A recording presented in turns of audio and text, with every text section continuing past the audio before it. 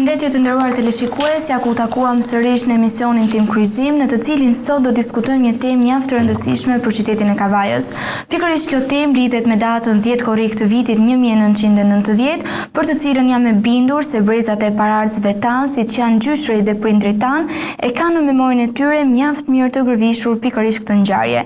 Ndërsa për sa i përket brezave të pasardhësve tanë, apo siç mund të themi edhe brezi im, pikërisht kjo ngjarje është pak e lënë në hije ose thuajse e papërmendur fare. Për të bërë një paraqitje të shkurtër në lidhje me këtë datë, për t'ia paraqitur dhe brezit dhe shoqërisë time, kam parapërgatitur një parantezë të shkurtër. Viti 1990 ishte viti që nisi të lëkunte themelet e regjimit komunist në Shqipëri. Ndërsa në Europën lindore diktaturat po rrëzoheshin njëra pas tjetrës, edhe në Shqipëri pakënaqësia po merrte formë. Frika, që për dekada kishte mbajtur në heshtje një popull të tërë, po zëvendësohej ngadalë nga guximi për të kërkuar liri. Një nga qytetet ku kjo frymë u shfaq më herët ishte qyteti i Kavajës. Në mars të vitit 1990, protestat e 25 dhe 26 marsit shënuan një ngjarje të paprecedent për kohën.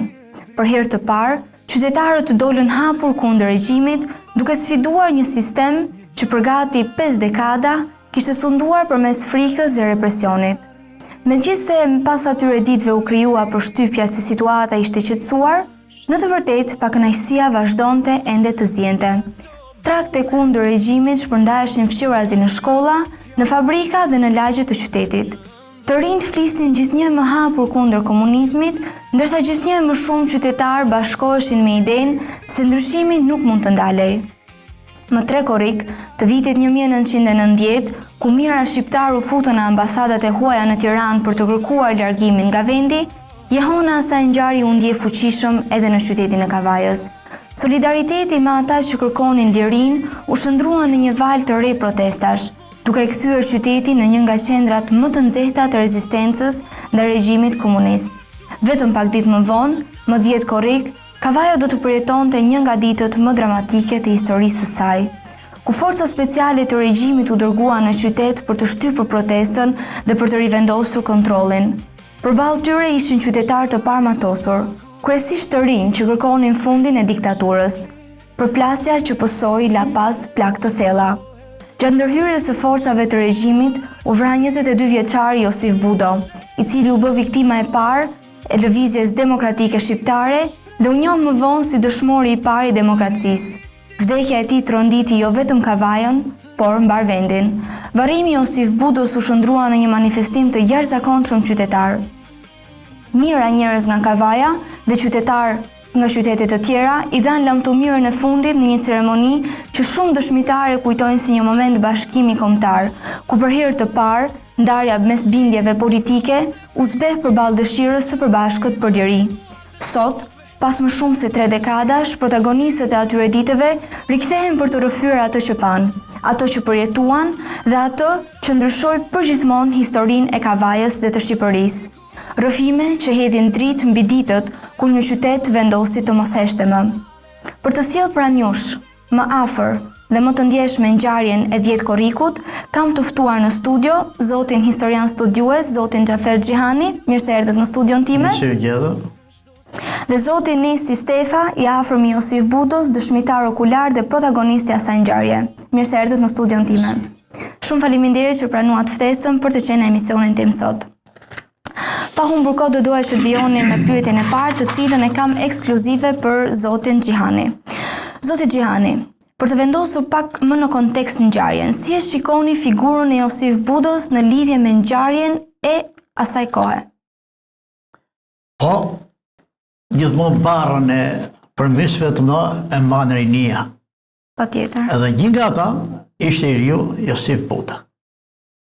Patjetër, kështu paktën tregoj historia që në gjithë revolucionet, në gjithë përmbysjet, kanë qenë dritë ata që janë rreshtuar në barrikadat e luftës për lirinë dhe për të vendosur drejtësinë. Kështu historia njeh shumë ngjarje, po marr një nga shkrimtarët më të famshëm, i ka shkruar për revolucionin më tipik në botë, revolucionin borgjez francez që është atë kohë. Në vitin 1789, Victor Hugo i thotë rreshtet e barikadave i mushin të rritë. Gëzhoja për të blerë plumba, shkonin i mbledhshin të rritë dhe fëmijët.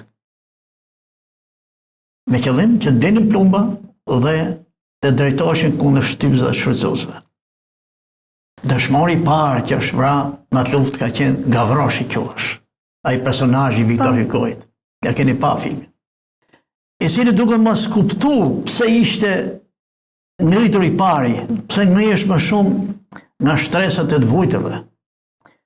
Thonte që faj nuk e kam unë, as baba im, as nana ime. Fajin e ka Volteri. Volteri ishte një iluminist francez, nga ato që përhapën idetë përparimtare të kohës, edhe që doni përmbysjen e monarkisë në Francë. Tashi ai i ndriçoi rrugën popullit për të luftuar. Po kaq ishte kufizimi i këtij brezi të ri që u ngrit barikada. Dhe historia e revolucionit është historia e luftarëve të shumta. Populli është shumica. Patjetër. Populli është shumica. Edhe më energjikët janë të rritë. Ato janë më të rritë, ato mbajnë peshën. Kështu që në ana tjetër ishte edhe vetë edukimi që kishte marrë populli Trevës Kavajës me shekuj.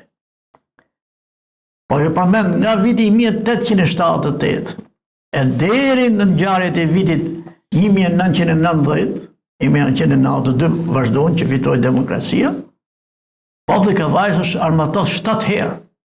Për adheun është armatos. Patjetër. Për lirinë është armatos, për drejtësinë. Dhe ka dalë faqebar populli Kavajës, ka dhënë dëshmor, ka dhënë gjakun.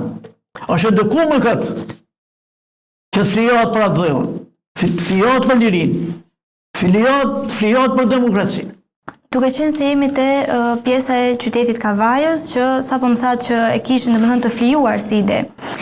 Mund të thoni se në çfarë realiteti politik dhe shoqëror gjendej vendi në ato kohë? Po, kishte filluar kriza në gjithë Evropën lindore. Sistemi degradoi, sistemi komunist që ishte vendos në gjithë Evropën lindore, duhesh patjetër të bësh përmbysje. Fjala përmbysje thotë revolucion.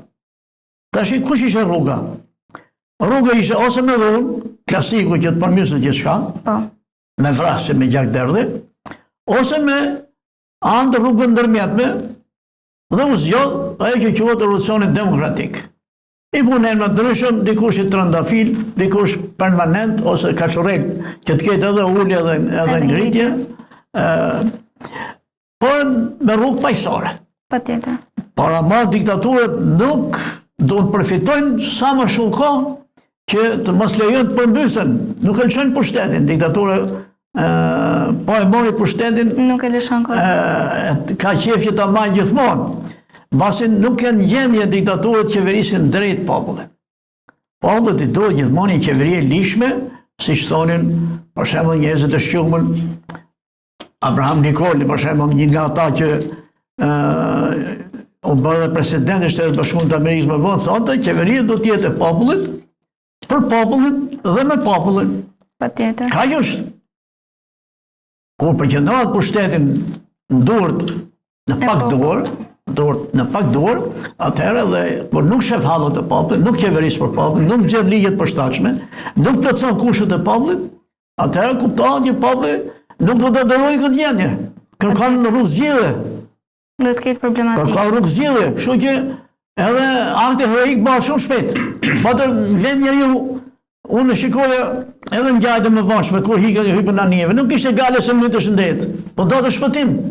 Pra, s'kishte hall këtë brez, ku do jetonte Josif Buda, 22 vjeç në Fejëm, si do marrte familjen e madhe, ishin vetëm fëmijë, ishin 7 fëmijë ata. Këder atyne. 2 prindër ishin punëtorë, s'kishte tjetër po. Nuk e mangë dot, e mërzitesh, të vjen urrejtje vetvetiu. Pa situatë revolucionare, pra, pa që revolucion demokratik në këtë, që të nëllë, nuk ka lëvizje revolucionare. O po që situata, varfënia e bëri punë vetë. Kavaja, qyteti që ishte bashkë me fshatrat, afërsisht 106.000 banorë viti 1990, Kavaja merte 20% buxhetit që kishte ishte rreth e Durrësit. 80% e merte Durrësi. Në Kavaj ndërtohesh një pallat në 5 vjet, në Durrës ndërtohet 20-30 pallate. Në Kavaj Flenin jetonin 2 familje të ndryshme, s'kishte asnjë lidhje gjaku me hyrje. Me hyrje. Në Kavaj papunësia bante kërdin, sidomos tek të rit. Nga viti 1989, u mbyllën gjithë fabrikat. Punëtorët të zorën nga puna, meshin 80% një vit asistencë që është atë kohë.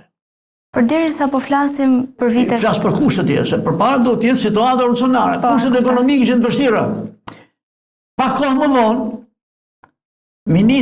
kryeministri atëhershëm i Shqipërisë, më mbrapa, marrë për kësaj ngjarje, Ylli Bufi tha, kemi vetëm 6 ditë bukë. Si menon ti, shkakton revolt kjo apo jo? Patjetër që po. Patjetër, do të bëhet përmirësje. Normalisht do ta kërkoj. Do luftoja më. Po luftosh me greva, me demonstrata, me ngritje të armatosur, ka disa forma të luftës, me peticione, me me marshime, me rrugë paqësore, ka plot me rezistencë paqësore që quhet. Ka plot rrugë revolucioni. Por Kavaja njeh mirë atë heroizmin, patriotizmin. I kanë gja ky brezi Josifit, i kanë gja brezët më pashëm, që u vran në Bedenët, në Llongoret e Uqinit. U vra në luftën e Shkodrës, u vra në luftën e Vlonës. Populli i Kavajës përsolli Ismail Qemalin me 300 vetë. Populli i Kavajës që i pari, gjithmonë i pari, nuk ka qenë asnjëherë i dyti.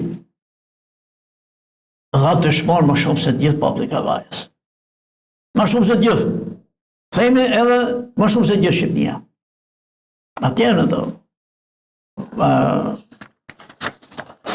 Gjurmët e trimërisë e heroizmit janë në mauzoleume. Në Durrës i ke ato që janë vrarë gjatë luftave Kavaj. Kështu që ishte i përgjegjshëm, kur largohesh, kur dilte në rrugë, thotë që të shkoj të luftoj, nuk kthehem më. Pa lavdis kthehem. Okej, deri tani ishte. Edhe pak do të them. Po, kështu dhe për të mbrojtur familjen luftonte Kavajës. Kështu niste ai zemrimi mbrëmshëm i Josif Budës ndaj sistemit dhe ishte i gatshëm, ishte përgatit që ta mbrojë me çdo kush familjen. Kështu ndodhi kur i kapën vllajën edhe santistët i cilin luftoi, pothuajse trupe ata, qëndroi stoik edhe vllai Nikolla, nëse nuk po gaboj. E kur e pa vllajën e vet u hodh Josifi. Patjetër. Nuk lejon Kavaj si ke familja. As ke liria.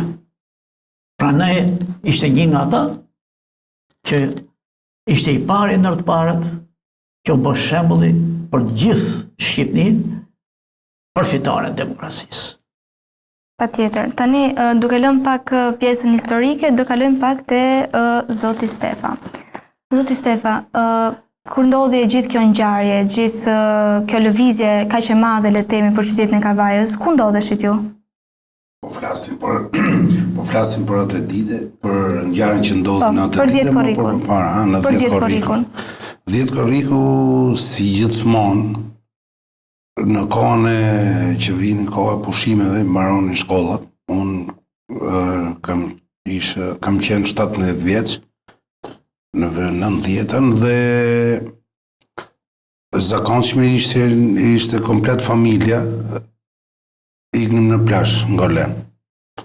Dhe në momentin një kohë mbaronte plazhi nga ora 2 e drekës, ishim gjithë familja, se vinin familja ime dhe familja e Josifit, po ishe motra, nana vet, edhe po halla ime që është nga fje dhe vinte gjithmonë, bënte pushime. Dhe në ora 2 mbaronin plazhin dhe duke rrugës plazhit, për më shku për ke stacionit autobusave që vinin për Kavaj, takojmë Josifin rrugës, ishte me shokët e tij. Dhe e takum si gjithmonë ishte i vëmendshëm. Në momenti që vinin plazh dhe shoqëronin, ai rinte me shokët e vet, por e dinte itinerarin dhe lëvizjen që vonin dhe e takuam si që takojmë, po ikne mbaron plazhin dhe nga ora 2:30. Pastaj erdhëm shtëpi në Kavaj. Dhe kjo ka qenë deri në momentin pas se të fillojnë ngjarjet edhe asaj dite. Pastaj nga ora gjithmonë se ishte një orar fiks, nga ora 6:10, 6:05, diku 6:03-4 minuta, bashkonim Xhaxhai ndaj Josifit.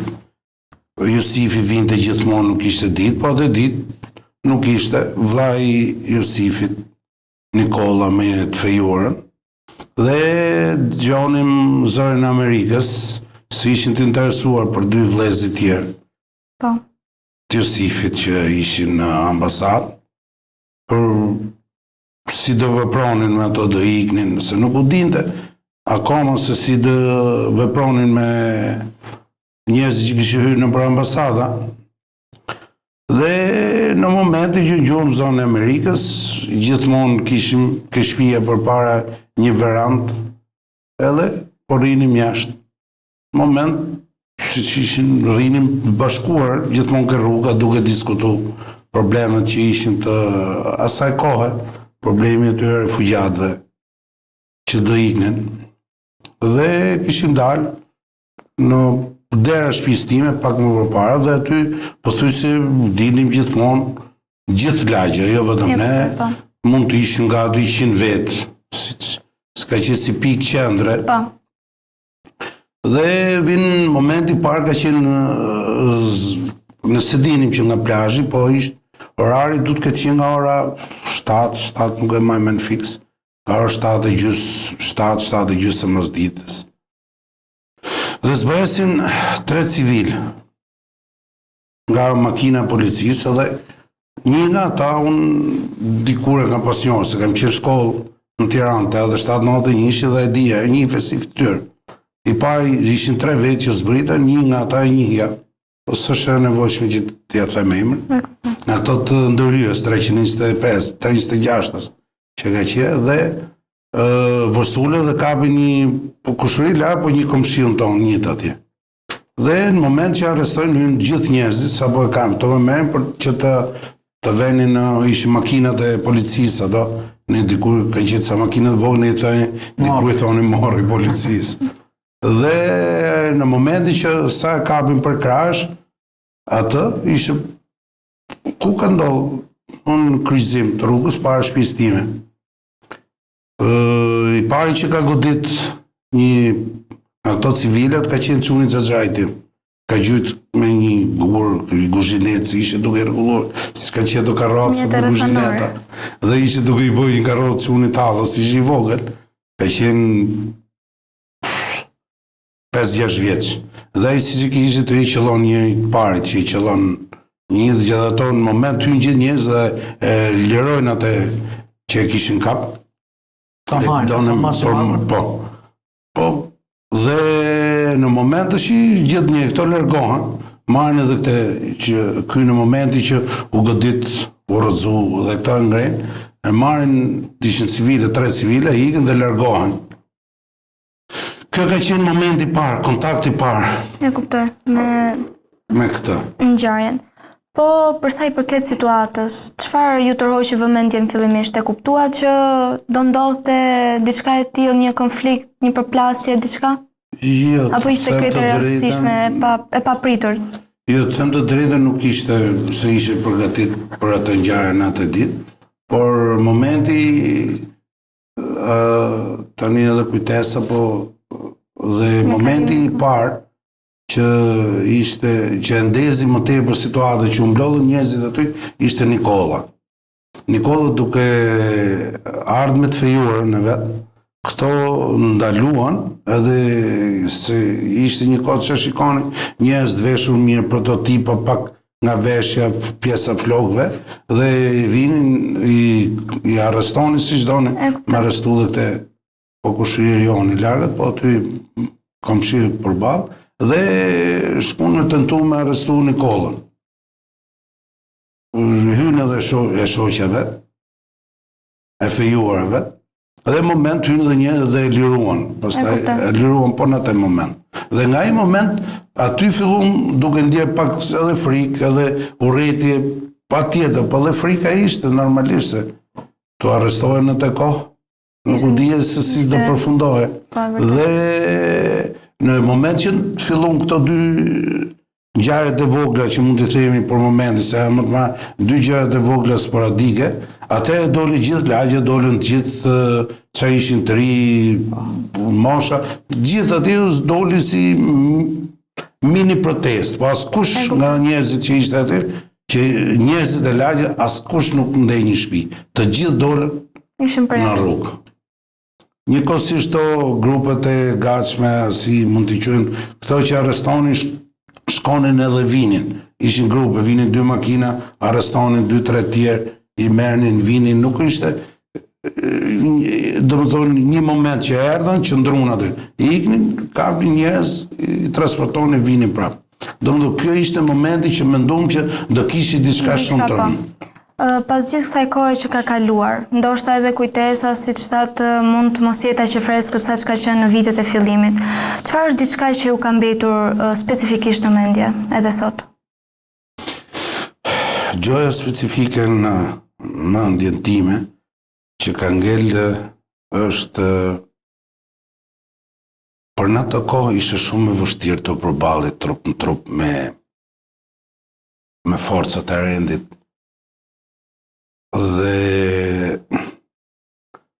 më bënte çudi se s'kishte ndodhur ndonjëherë dhe s'kisha parë ndonjëherë në jetën time që civilët të vërsulishin kundra forcave të rendit në atë lloj mënyre. Pra ishte konflikt i ashpër. Po, u ndes konflikti shumë i ashpër dhe pjesa tjetër e memorjes që më ka dukë diçka që shumë e rrallë ishte urrëtia që kishin dhe forcave, se kaq ishte kapaciteti dhe nuk ishte kaq ishte dhe kjo ishte përballja kundër regjimit me forcat e rendit të që të vinin përpara dhe më ka bërë përshtypje që njerëzit nuk kishin më frikë. Njerëzit të përballën trup në trup. Vinin makinat këto që ishin të veshur ndërhyrës, që ishin përgatitur me maska, me shkopinj, kurse një populli me gur ishte parmatosur. Parmatosur dhe përshtypje përfundimisht është që bëj përshtypje njerëzit nuk kishin më frikë. Po, e kuptoj, pra kishin harruar çdo gjë dhe le të themi që kishte ardhur fundi. Absolutisht. Pasi ndodhi ngjarja, pasi dëshmori i parë i demokracisë, pra Josifi, ishte qelluar, çfarë vëru, si reaguan njerëzit përreth?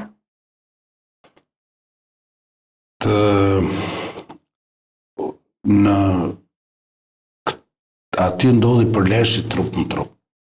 Nuk ishte përleshje, ishte momenti i parë që u gjuni me gur, po pastaj siç është kryqëzim aty ke lagja, u bashkuan të gjithë të rit, ishin vetëm të ri, ishin gjithë burra, ngrajo, nuk ishte me qellu, po të ri dhe burra, të gjithë është si kryqëzim dhe policia në moment njerëzit ishin larguar dhe në moment u afruan njerëzit dhe i bllokuan nga të gjitha anët që edhe makinat e tyre s'kishin nga ikni. E kuptoj.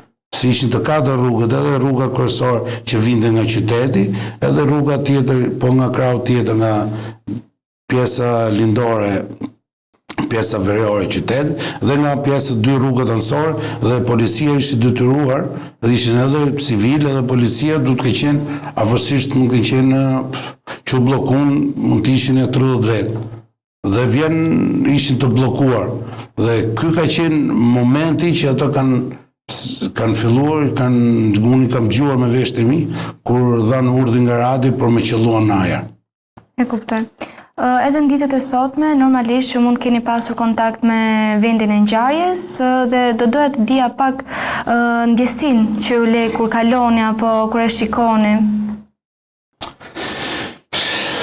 është në një mosh vogël, mund të quash mosha 17 vjeçare dhe nuk ishte përballë në ato kushte, nuk ishte dëgjuar në një armë zhurmë armësh dhe në një distancë kaq të afërt.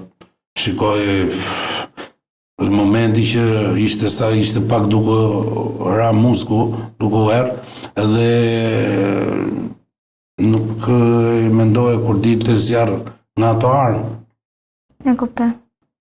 Ishte diçka që nuk ishte përjetuar kur më parë dhe ishte... Nuk ishte përjetuar dhe ishte shumë shokuese dhe nuk mund ta imagjinoja kur dhe nuk mund ta shprehja kur atë ndjesi frike, atë ndjesi se janë të gjitha njeriu ka dhe ndjesinë e frikës dhe ndjesinë e urrëties. Por në momentin kur filluan me dalë ato armë, në fillim më dukte si lodër, po vetëm kur e pash faktike, atëherë mu besu që këto janë armë mjellë e vdekje. Për vërtetë, patjetër. Duke vendosur pak në peshore dy periudhat, periudhën që ne jetojmë sot dhe periudhën e viteve 90. Çfarë do doni që t'i thoni të rinjve që nuk e kanë jetuar atë periudhë? Të rive ka shumë gjëra që mund të them të rive, por e vë një diçka që kam paktën brezi që kemi jetuar ishte i brez shumë i vogël, se sa Josifi 4 vjet, kemi 5 vjet, ishte 4 vjet lëvizim me mosh. Do të them ti brezi të ri që të jenë më të bashkuar, të jenë më të dashur me njerëzit, me komshin, se dhe të jenë të vendosur për një vendim që është domethënës në jetën e tyre. Duke filluar që ke jeta personale dhe që ke jeta politike ose jeta vendimarrje. Duhet të jenë më të vendosur. Njerëzit që kthyen një regjim ishin shumë të vendosur në vetvete. Dhe nuk e mendonin që se si do vinte e nesërmja ose e pas nesër. Po thjesht vetëm duke qenë bashkuar për një qëllim, për një ideal. Dhe kush ishte ideali? Ideali ishte liria. Dhe ky brez nuk duhet të gjykoj, por ndoshta është bërë gjithë bota janë largu nga jeta kolektive. Jeta kolektive besoj ka gjërat pozitive, ka dhe gjërat negative. Por pozitive për mua është që nëse jeni të bashkuar me një qëllim, të keqes si dilet përpara më kollaj se sa kur je vetë. Patjetër. E kuptoj tani, zoti Xhihani, jemi në momentin që dëshmori tashmë ka rënë dhe pikërisht për ditët e sotme. Josif Budo, çfarë përfaqëson për qytetin e Kavajës? Gjithmonë atë që ka pas Kavaja, që u thash dhe më parë, të parin hero të Shqipërisë për fitoren e demokracisë, të parin. Pra jo vetëm për Kavajën, por për gjithë Shqipërinë. I parë është. A i njëvet i pare gjithmonë. Familje ka të parë babaj, Po. Kavaja, për lirin ka të parë Josifin. Dhe për demokraci. A shumë, nuk ka pak. Patjetër, si shkutohet. Kavaja pat edhe në shkallë kombëtare pak më vonë, e 1999. A pati ndërcarën i pare. Patjetër, të ngrej vetë patriotizmi. Shpirët e liridashës nuk pyet më për trupin, qa ke. Patjetër. Tjetër gjallë, lufton shpirët e atyre. Smeret parasysh sakrificën. Këshojnë të paret. Lindin heroj. Po ju kryu kushtet i pare hodhët. E kuptoj. Në që si jepet mundësia. Nuk pisit se kushës. Qa forë ka për balë, qa s'ka. Familje një dhe dy ka. Heroj. A mendoni se të rinjtë e sotëm e njohin sa duhet historinë e tij? Për të rinjtë, jam pensionist të nuk kam kontakte. Kam 11 vjetë që s'jam më mësus. E kuptoj. Po kam punu me të rinjtë 25 vjetë. Në kohën tonë, ne edukonim mjaft të mirë, të detyrueshëm dhe nga programe shtetënore, që ta donin shumë atë dhe ta donin shumë drejtsin, ta donin shumë njërin. Kishim në orë mësimit posaçme, mbi vendlindjen. Po. Aty fillohet dhe ke vendlindje. Po javët e jotë është vllai, motra, nona, baba, komshia, është shoku, është punëtorë atje ku jem punë, janë të afërmit kushërit. Kavaja ka një pjesë mjaft të rëndësishme të territorit shqiptar. Patjetër. Është mesin e Shqipnisë mesme. Është zemra këtu përplasën gjithë hallët, gjithë ngjarjet e Shqipnisë janë përplasën Kavaj. Gjithë migrimet që kanë nga veriut nga jugu, Kavaj kanë përplasur patjetër. Dhe këtu janë ruhen traditët, zakonet e gjithë shqiptarëve. Këtu ruhet ama edhe trimnia shumë. Dhe ajo që di për historinë e trevës Kavajës, di që populli i Kavajës është armatos 7 herë. Nga viti 1878 e deri tek ngjarjet që quhen në përmbysjen gjatë revolucionit demokratik. Është armatos 7 herë. 7 herë ka dhënë dëshmor. Më shumë se tjerat. Patjetër, që kanë. Prandaj gjithë treva e Kavajës është e para nga të parat. Asnjëherë e dytë. Si mendoni ju, çfarë përgjigje? Edhe Josifi është i pari nga të parat në luftën për demokraci. Patjetër. Prandaj është quajtur dhe dëshmori i parë i demokracisë. Si mendoni ju, çfarë përgjegjësie kanë institucionet për të ruajtur kujtesën historike? Po. Edhe ato kanë pjesën e vet. E përmendë fjalën kujtesa historike është në muze. E kuptoj. Ka pas diku një muze, po që ka qenë specifikisht mas vitit 2011 ka pas drejtues muzeut, mas vitit 2011 Kavaja nuk ka më muze. Pra, nuk ka të rujtur në historinë. Historia ruhet në memorien të zemtimen, të ndën, të nestit, po njerëzit vdesin, bashkë me jetën që humbet njeriu, humbet historia. Prandaj, ajo duhet shkruar. Ma e pak të duhet shkruar, duhet transmetu nga brezi në brez. Dhe më mirë këtë punë, e bën kur je i programuar. Për shembull, po flas për arsimin, se aty kam punuar më gjatë, 45 vjet, në pozicione të ndryshme, edhe e ka për detyrë mësuesi. Tifosi edukim patriotik është një nga pikat kur ndërton planin edukativ. Pra dashnin për popullin, dashnin për atë, dashnin për drejtësinë. Ashtu. Tjetër, të gjë mësuesi historisë ka normë pune. Ai që not mësuesi historie është duhet të jetë dhe është në ballë të gjithë kërkesave të kohës që t'ja transmetoj të drejtën në zanësve ti, si është e drejta, rruga e drejtë. Po kështu dhe landë tjera, letërsia, gjuha, bën edukimin vetë patriotik. Mirë po sot nuk ka orë të mirë fillta, të detyruar nga programet e Ministrisë Arsimit, të detyruar që të fusin landët për vendlindjen. Janë 4 orë në vit, fillot që nga klasa 4 fillore deri në maturë. 8 vjet, hen 4 orë, 32 orë paktën ishe fol për atë dheun, ishe fol për luftat e popullit krahinës, për vlerët që kishte. Edhe ngjallësh vetë. Është larguar. Ngjallësh vetë shpirt. E kuptoj. I knojnë. Kur knojnë hymin kombëtar brezi jon, e rënqetësh mish. Kur ngjojmë këngët e Josif Budës, e rënqetët mishi, brezi tem edhe tjerët, edhe ju tri. Menoni një djalë i zë 2 vjeçar largohen nga jetë për atë dheun. Patjetër. Është diçka. E tha shumë bukur Nesti, do të rritë bashkumë të rritë me njëri tjetrin. Se aty piqet mendime, aty piqet halli. Aty piqet të tregohet dhe rrugës si do të kryhet ky hall. Si do të realizohet ky mendim. Ka qenë shumë i afër shoku. Shoku ishte bazë me vllajin. Sa që thuash, ti bëj hise shoku tem që kam keq. Nuk bëhet fjalë dysh, nuk rrehe shoku. E kuptoj. Flesh ke shtëpia e shokut, hash buk i shtëpia e shokut. E kishte si vëlla, me pak Si vëlla kishte. Ka jetë doje më shumë shoku se vëlla tat. Të duket Patjetër, diçka që me vllajën rri në shtëpi, darkët kur ha bukë të e me shohën e gjithë ditën. do ishte gjithë ditës, po Ishte gjithë jetën me shohën.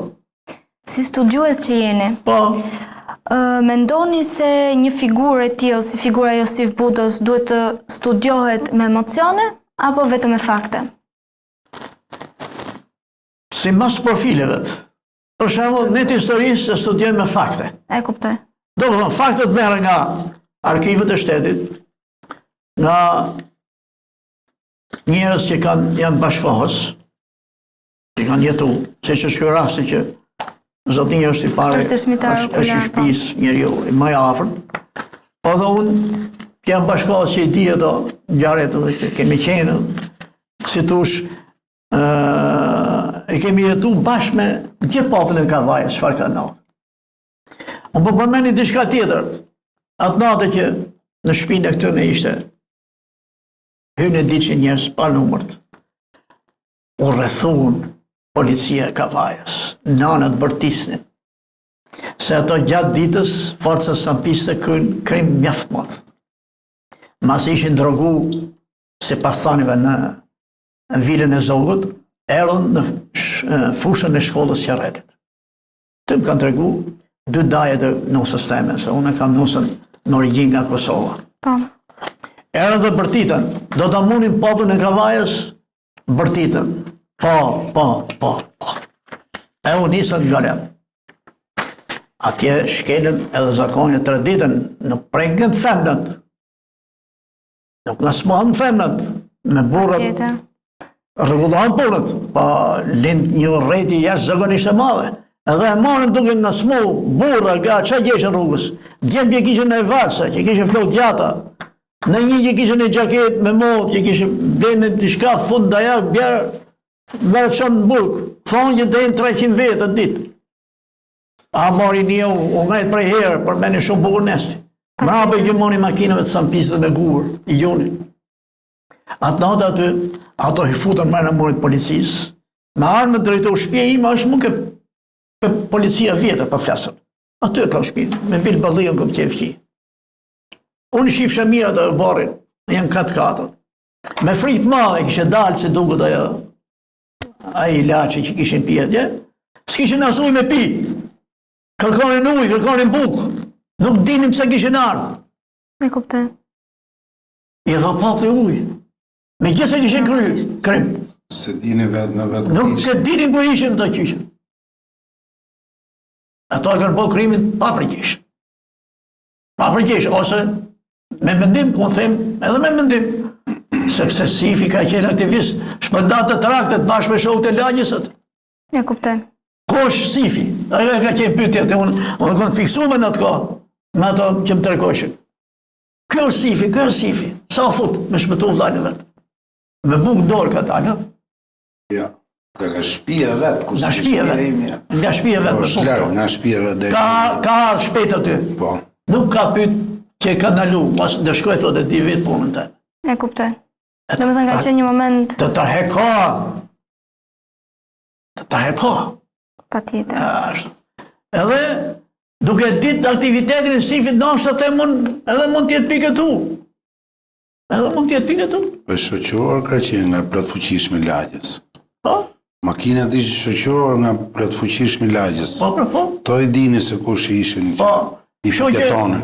Kështu që për 2 gjërat, për 2 rastet ose për 2 këto ndodhit, mund të themi që ose me qëllim, ose nuk kanë pas rrugë zgjidhje se aty u bë afërsisht se luftorë, si thonë gjithë burrat, gjithë djemt që janë aty, po të shpëtu nga thajt e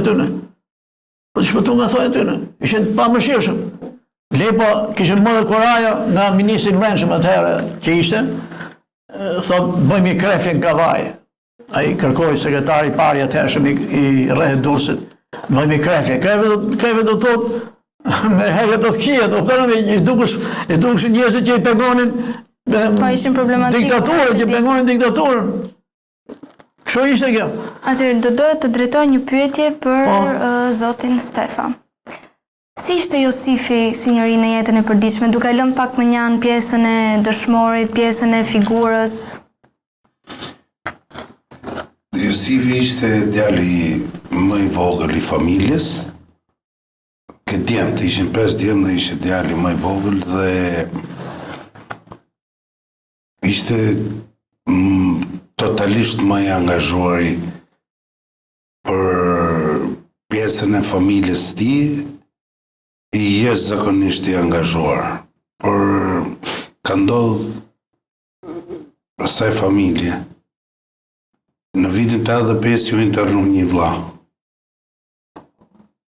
Josifi ishte i vogël atëherë dhe filloi punën dhe punonte që i shkonte vllai i tij pak më i madh se Josifi, se internimi është se di që brezi sot nuk e di se çka ka qenë internimi atëherë. Ishte vend i izoluar, jo burg, po vend i izoluar. E kuptoj. Dhe që në 85-ën internuar vllajin. Dhe Josifi ishte totalisht i angazhuar për mbajtjen e vllajit, ushqimet që do punonte dhe si që të çonte do punonte që të mbante vllajin. Ishte jashtëzakonisht i angazhuar për vllajin. Çdo pjesë e familjes.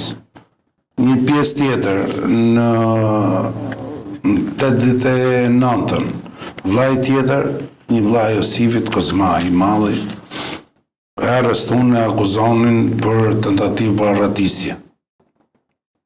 Në Sarand ishte i burgosur, 2 muaj. Josifi totalisht sa erë nga ushtria se ka ardhur në nëntor, diku nga nëntor, dhjetor, nuk e mbaj mend fiks datën. Nëntor, nuk e mbaj mend fiks datën, vetëm që ishte takimi mbas një viti, 8-9 muaj, se ishte ushtar dhe unë më priti ku ka qenë stacioni treni, kur vije nga shkolla dhe më tha që do ikin nesër në Sarand. Ka qenë viti 89, ka qenë 89, po ka qenë dhjetor. Marrun shkollë 25 edhe ishte takim që do merrte ushqim për me çu vllajt madh që ishe rroba, ushqime që për rroba, se ushqime nuk lenin. Diku për rroba që të çonte vllai i tij në Sarand ka qenë arrestuar. Dhe për pjesën ekonomike të familjes jashtëzakonisht i angazhuar. Për pjesën përveç familjes, i njeri i jeshtë kalon ke shoqëria e tij, ke miqësia e tij.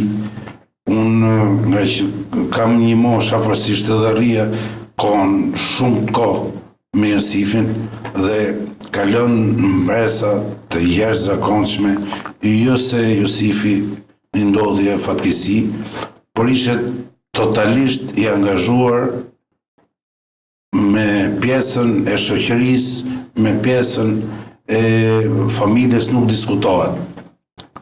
Po tërgoj një rast. Patjetër.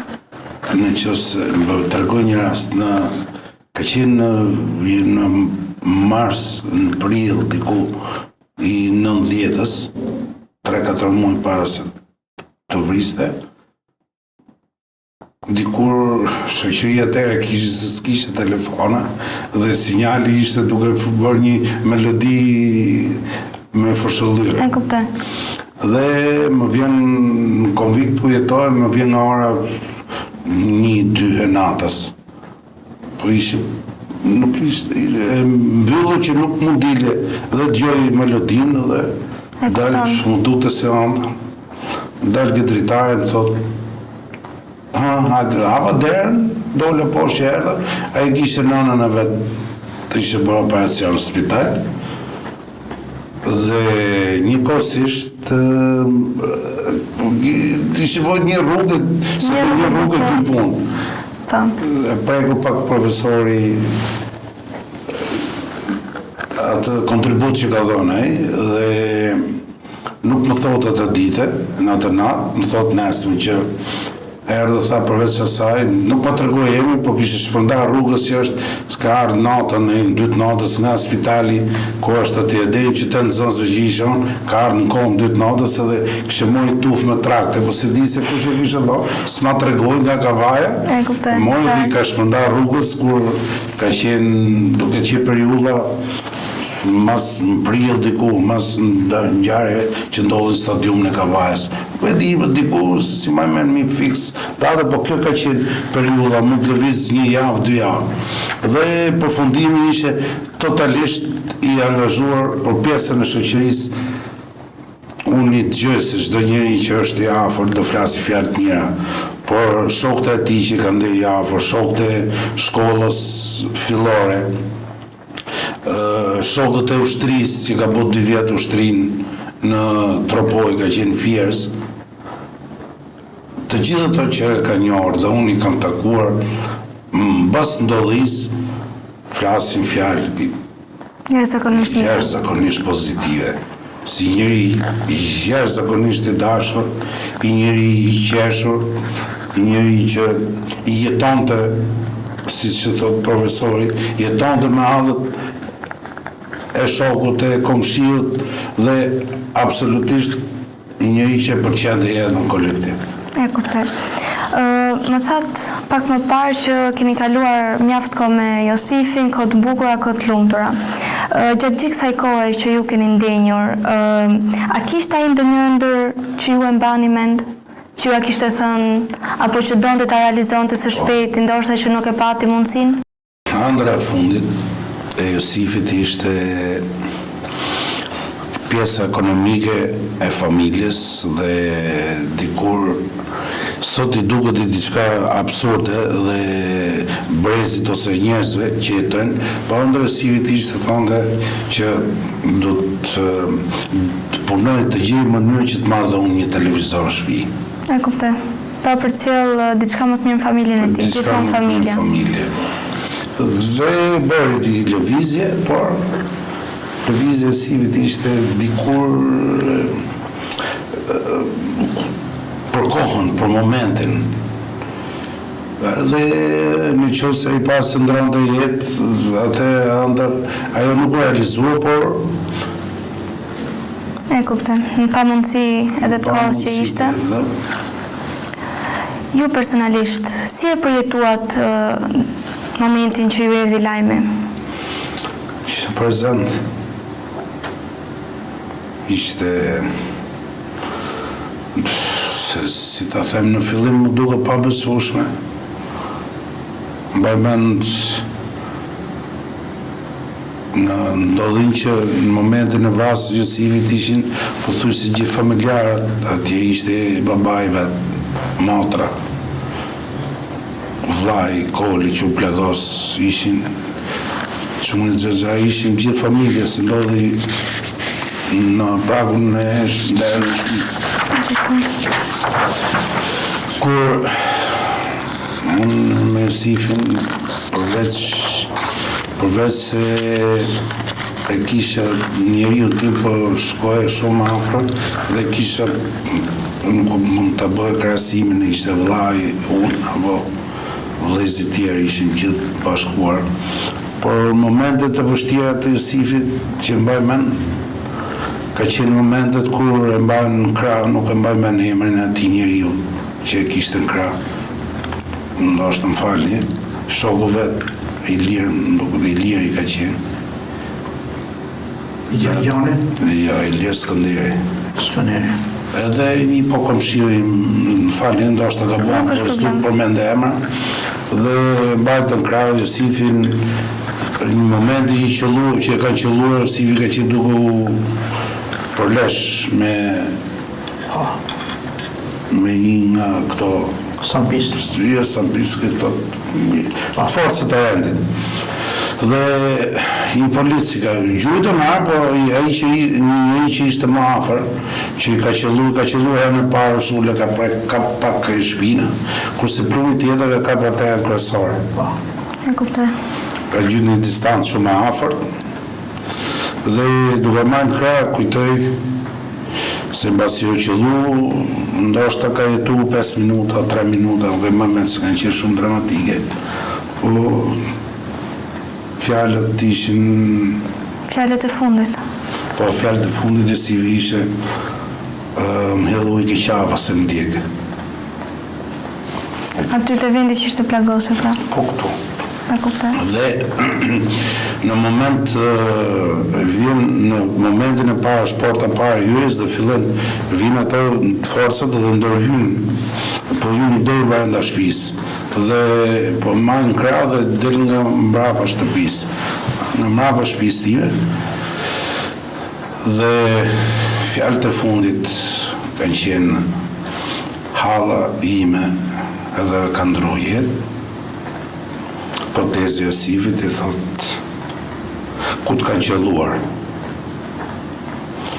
A i si qish shumë krah, ngrejnë dorën e tjetë dhe thot këtu. E kuptoj. Këto kanë qenë fjalët e fundit. Në moment mund të jem shumë prekës edhe për familjen. Po. Asgjë fare, po.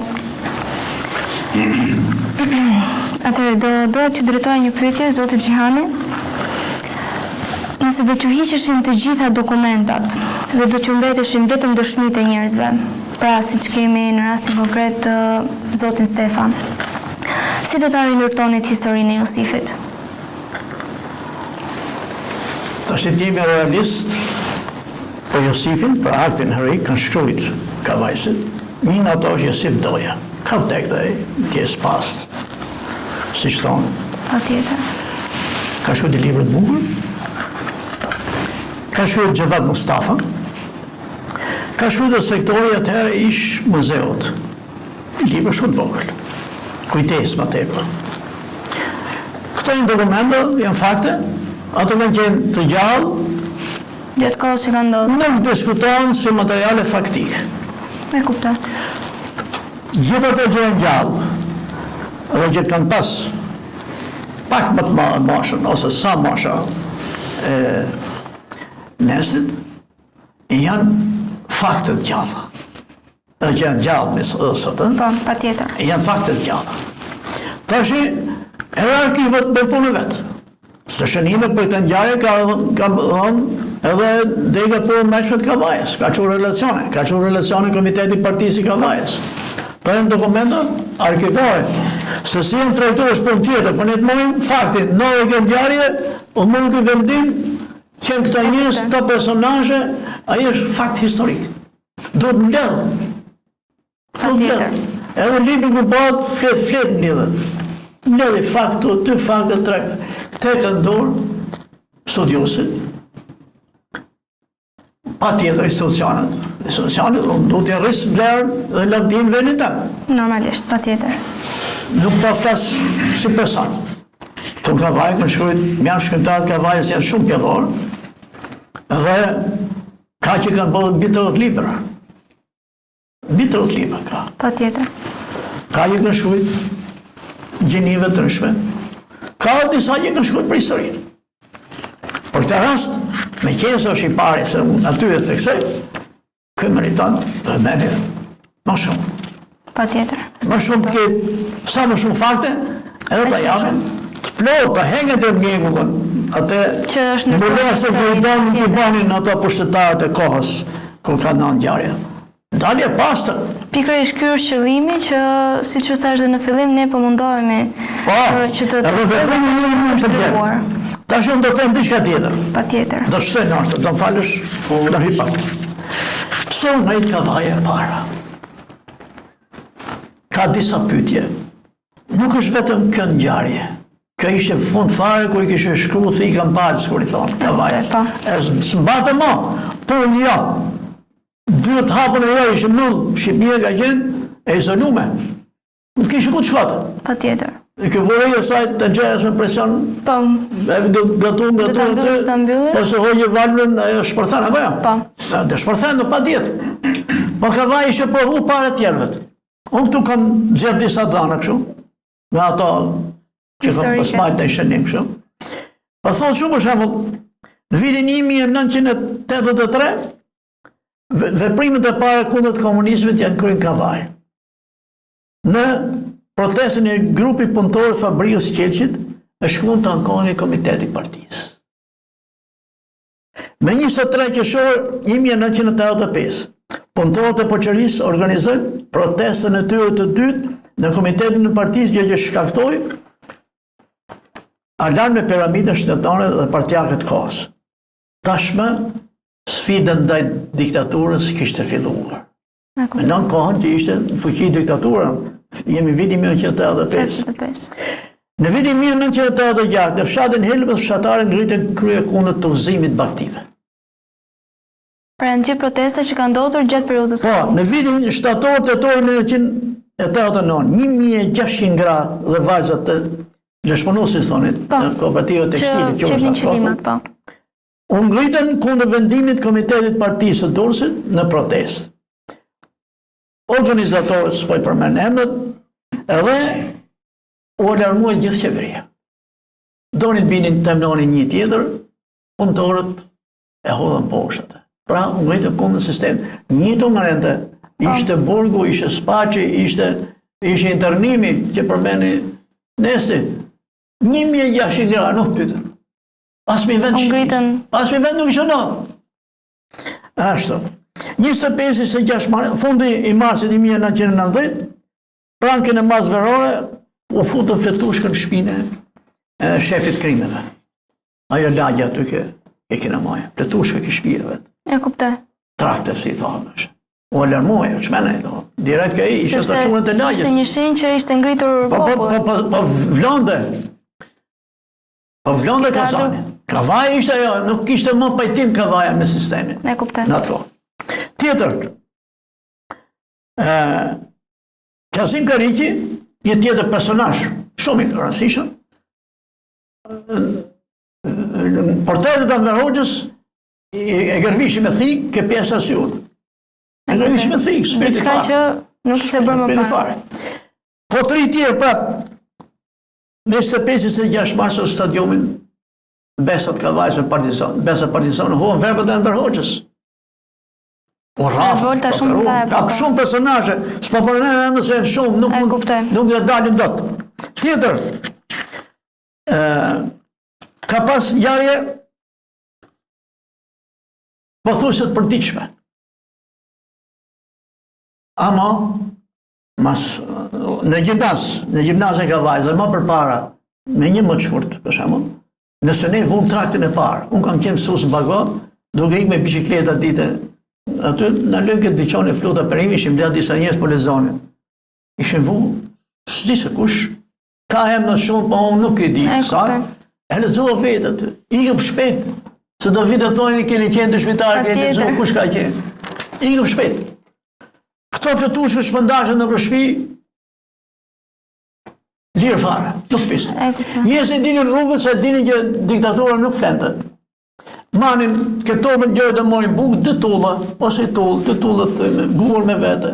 Po të vinte policia, për leshë me policia. Po kërësër mund komisariatën e policisë, s'pat po vajkime asë i vend tjetër, nashën gjithë Evropën, asë për i vend nuk ka ndodhë. Ishte po Kavaja që po në këtë mund, pra ishte shpirë dhe liri dashës. Pa tjetër. To ke qenë gjari që e qunë këtu. Pra ishin gjitha para prakisht, para se të ndodhë. Edhe Josifi, Rahati pas shpirtet që është, edhe Sifi ka qenë bromas me këta, ka qenë aktivist vetë, e ka pas marrë parasysh që do jeti dhe e të përleshësh me diktaturën për të vite rast. Pa tjetër. Nështë atë ditë ka qenë dita rasist, nështë. Përgjithësi është një akt që vlen të përmendë... Tash i këto të rikë bëjtë për sot, pa tjetë që do t'i njafësh, kush janë? Muzeo që e thash një, mediat, s'ka Kavaja televizor. Këtë televizor drita, gjitha ne jep emisione, me në qytet Kavajë këmonit veshje një lagë zushëm shumë shpejt më të filloj. Edhe kur të filloj që të shofe dhe popli Kavajës, nuk duhet pushoj më, gjithë të përstëgje që ka pas gjatë të në kohët. Pa tjetër, do t'jenë gjitha. Sot ka emision për bujësin, një fut dhe një për Josifin, dhe i sa të sot komplet, ajo që është. Fut për gjithë herojt. Janë shumë të shmorë. Në shumë heroj. Këto që ka hala jemi në gjallë, unë edhe nesë për shumë që dim diçka. Në shfryzojt është e media juj, gazetat, shtypi, s'kemi gazetë, ne të botojnë gazetat, këto shkojnë më mirë këtë rritë. Edhe, duke qenë mësues aty në gjimnaz, kam përjetu dhe ngjarje, nesë 7 vjetë atje, ngjarje të cilët ishin kohën e 97-ës, dhe atë ka pas përplasje të forta, ngjarje të cilët rinia ishte ajo që sfidoi diktaturën, vetëm Kavaj nuk pat përmirësi si në vende të tjera. Vetëm Kavaj nuk u prishën dyqanet. Vetëm Kavaj nuk u vran, nuk pat vrasjet njerëzve të qëllimshme, politike, po të them, politike, partijake. Uroj qetësia. Uroj populli i Kavajës. Dilçe edhe në xhiro pazarit në 97. Qytetet e tjerë mëllshë që në ora 1 s'kishte më jashtë kërcit e kallash. Po ishte afërsia, dashnia për njëri tjetrin, miqësia, shoqënia, edhe kontributi për bashkët. Po. Është gjithë Kavajë, gjithë Kavajës. Kështu kam mjetuar. Patjetër. Asnjë përkrahje s'ka pas nga tjerët. Gjithë i ka kryer vetë Kavajsi. Ka përkrah tjerët po. Dhe përse më shpesh. I kanë bërë padrejsi prap kanë filluar. Prapë hoqën Kavajës, nga shkome Kavajës deri ke e Agajt, e hoqën 1100 metra gjatësia aty. E hoqën prapë si për faqe toke. E shputën dhe në kuzhinën, unë e quj, mos ndoshtë të unë më hakmarë për atë që boni populli Kavajës vitet 90-91.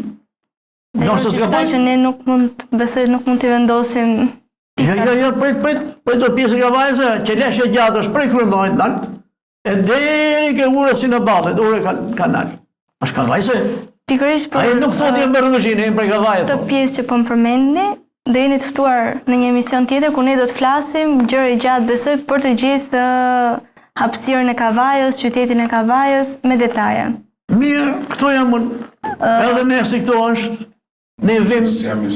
Atëherë, bashkohës jeti? Bashkohës jeti? Me gjithë se më ka pëlqyer shumë biseda që ne patëm, mund t'ju them që emisioni po vjen drejt fundit dhe do doja që bëja një pyetje që besoj se është mjaft interesante. Kjo pyetje shkon për të dy. Në qoftë se nga ajo derë, në këto momente, ajo do hape dhe do hynte Josifi, me një fjali, çfarë do t'i kishit thënë atij? Drejtoje përpara, nëse është njeriu shtëpisë. Mund t'jetë diçka ndoshta që mund të donit pak kohë që ta mendonit, mund t'ishte diçka që ju e keni peng apo ju ka mbetur. Se di, do të më falësh pak për vonesën. Pa problem fare, merrni kohën tuaj.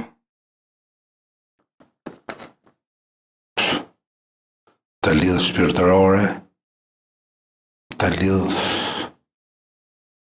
Mund të lidhësh më shumë shpirtërore. Të lidhë shpirtërore.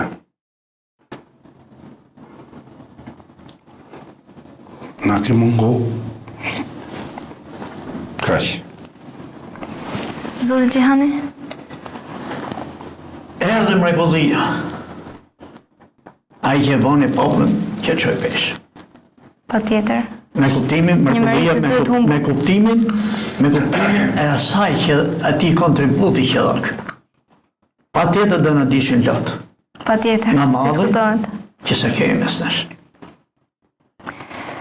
Shumë faleminderit që ishit pjesë e emisionit tim dhe njëherë, shumë faleminderit që pranuat ftesën.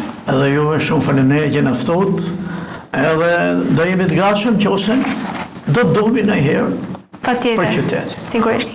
Të nderuar teleshikues, ky ishte edhe përfundimi i emisionit tonë, së bashku do të rishim në emisionet e ardhshme.